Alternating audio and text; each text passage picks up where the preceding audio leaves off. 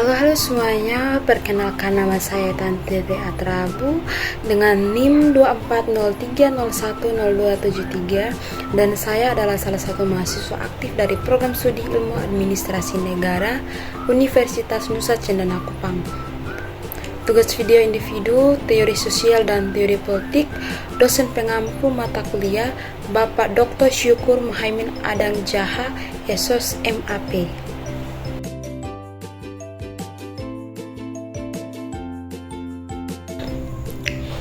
Gender adalah cara masyarakat melihat dan membedakan peran serta sifat antara laki-laki dan perempuan. Misalnya, seringkali kita mendengar bahwa laki-laki harus kuat dan tidak boleh menangis, sementara perempuan diharapkan lebih lembut dan emosional. Ini adalah contoh bagaimana gender merupakan harapan dan perilaku kita sehari-hari.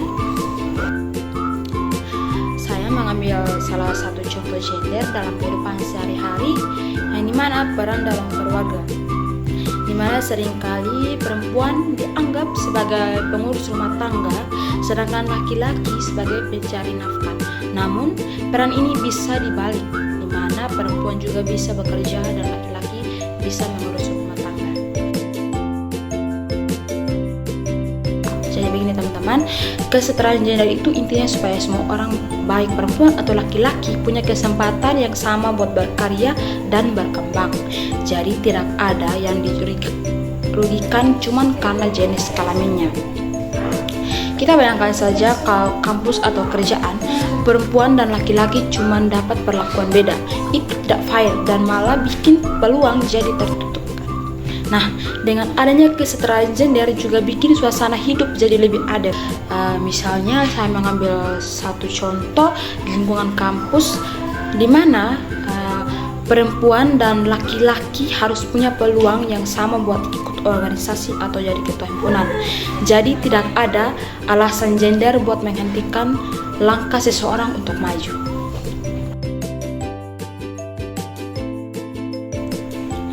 Teori feminis itu intinya adalah cara berpikir dan pandangan yang berusaha mengkritisi ketidakadilan dan ketimpangan yang terjadi antara perempuan dan laki-laki dalam berbagai aspek kehidupan. Di sini teori feminis juga pengen cari tahu kenapa perempuan sering diperlakukan kurang adil dan gimana caranya supaya kesetaraan gender itu bisa terwujud. Ada salah satu pakar ahli yaitu Judith Butler. Dalam karyanya Gender Trouble 1990, Butler mengemukakan bahwa gender adalah performatif, yang artinya identitas gender dibentuk melalui tindakan dan perilaku yang diulang. Ia menekankan bahwa gender bukanlah sesuatu yang tetap, tetapi dapat berubah dan beragam. Contohnya, dalam dunia kerja, kadang perempuan susah dapat posisi pimpinan dibanding laki-laki yang walaupun kemampuannya sama. Teori feminis akan melihat situasi ini dan tanya, kenapa bisa kayak begitu? Apakah itu adil? Apa yang harus diubah supaya semuanya lebih setara? Dengan memahami teori feminis, kita jadi lebih sadar kalau gender itu bukan cuma perkara biologis, tetapi juga peran dan harapan sosial yang kadang bikin perempuan dirugikan. Nah, jangan lupa teman-teman, kesetaraan bukan cuma untuk perempuan, tapi untuk kebaikan kita semua. Feminisme sebenarnya bukan hanya untuk perempuan, teman-teman, tapi juga semua orang, termasuk laki-laki. Jadi kenapa bisa begitu? Yang pertama, kita harus tahu bahwa feminisme memperjuangkan kesetaraan gender. Ini berarti semua orang tanpa memandang jenis kelamin berhak mendapatkan perlakuan yang sama dan kesempatan yang sama dalam berbagai aspek kehidupan, seperti pendidikan, pekerjaan, dan juga hak-hak sosial. Misalnya, ada stereotip yang mengharuskan laki-laki untuk selalu kuat dan tidak menunjukkan emosi. Ini bisa menjadi beban bagi mereka. Dengan mendukung feminisme, laki-laki juga bisa bebas dari ekspektasi-ekspektasi yang tidak realistis. Contoh nyatanya, ketika kita berbicara dengan pembagian tugas di rumah, feminisme mendorong agar tugas-tugas rumah tidak hanya menjadi tanggung jawab perempuan saja. Jadi laki-laki juga diajak untuk berkontribusi, dan ini hanya bisa menciptakan hubungan yang lebih sehat dan setara.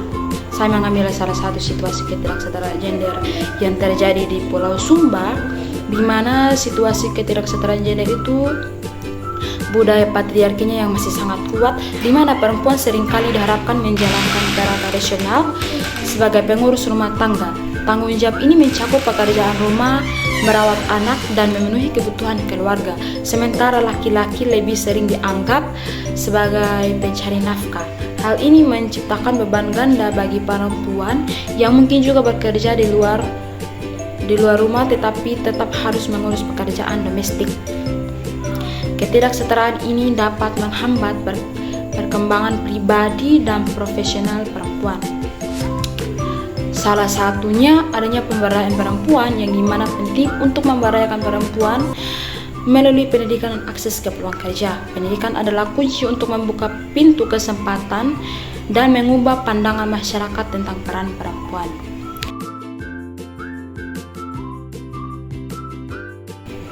Ketidaksetaraan gender di Sumba mencerminkan bahwa tantangan yang lebih luas yang dihadapi oleh perempuan di seluruh dunia.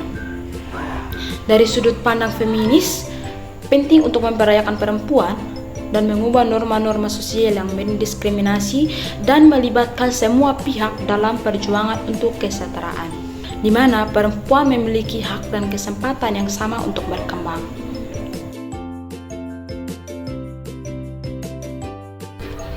Seperti kita ketahui bahwa patriarki adalah sebuah sistem sosial yang menempatkan laki-laki sebagai pemegang kekuasaan utama dalam mendominasi dalam peran kepemimpinan politik, otoritas moral, hak sosial, dan penguasaan properti.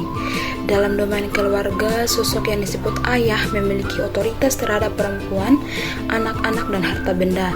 Ini bukan cuma soal siapa yang paling kuat secara fisik, tapi lebih ke siapa yang punya wewenang, siapa yang paling didengar, dan siapa yang menjadi pemimpin dalam banyak hal di masyarakat.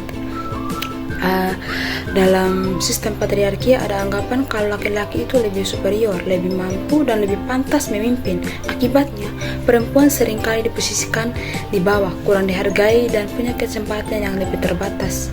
Patriarki dalam kehidupan sehari-hari salah satu contohnya dalam kehidupan berumah tangga, tentunya ada pembagian peran.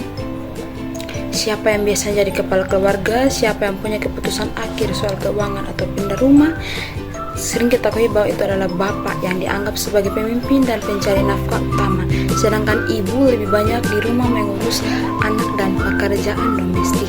Ini adalah salah satu patriarki di mana peran laki-laki dianggap lebih penting dalam mencari nafkah dan membuat keputusan yang besar.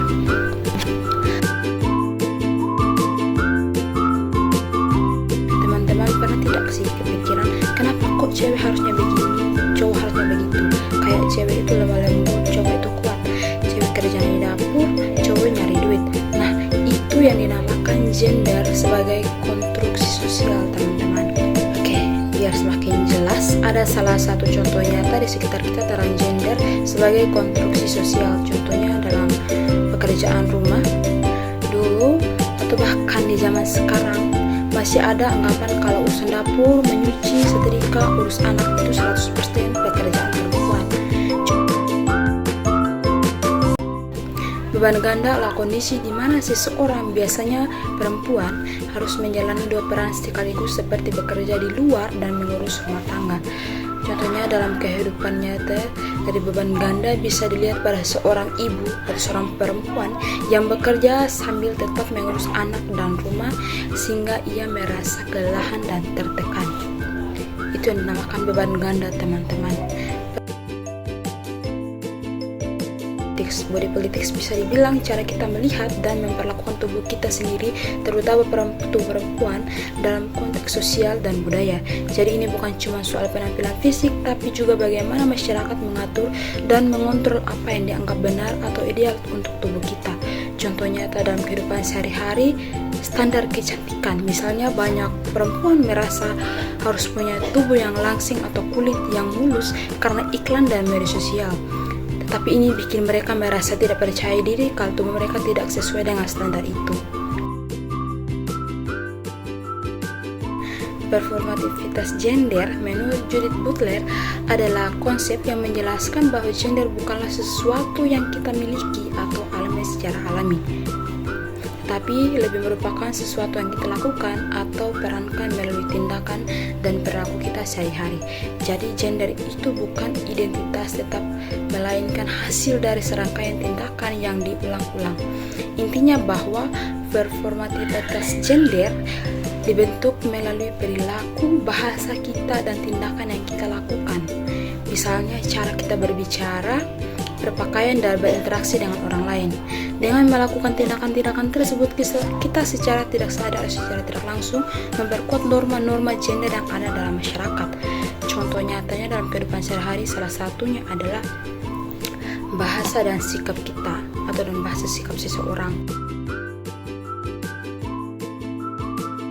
Pertama-tama kita mulai dari bidang pendidikan, contohnya dalam lingkungan sekolah.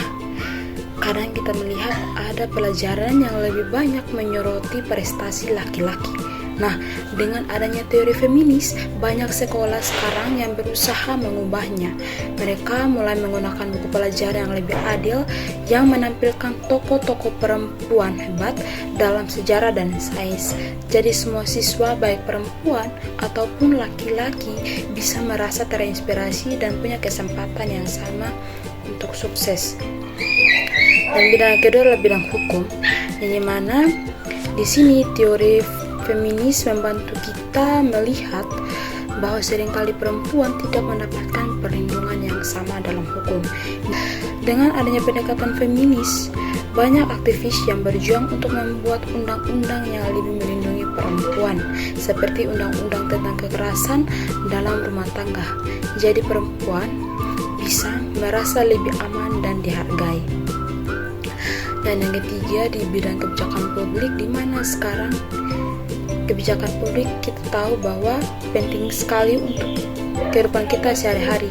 Dengan adanya teori feminis, banyak pembuat kebijakan mulai mempertimbangkan perspektif perempuan saat merumuskan kebijakan. Misalnya ketika pemerintah membuat kebijakan tentang kesehatan, mereka mulai memperhatikan kebutuhan perempuan, seperti akses layanan kesehatan reproduksi. Dan yang keempat, pada bidang pembangunan berlanjut, bidang pembangunan, teori feminis fokus pada pemberdayaan perempuan. Banyak program pembangunan yang sekarang memberikan pelatihan keterampilan kepada perempuan agar mereka bisa mandiri secara ekonomi. Misalnya, ada program yang mengajarkan perempuan cara membuat kerajinan tangan atau memulai usaha kecil. Dengan cara ini, perempuan bisa lebih mandiri dan berkontribusi pada keluarga dan masyarakat.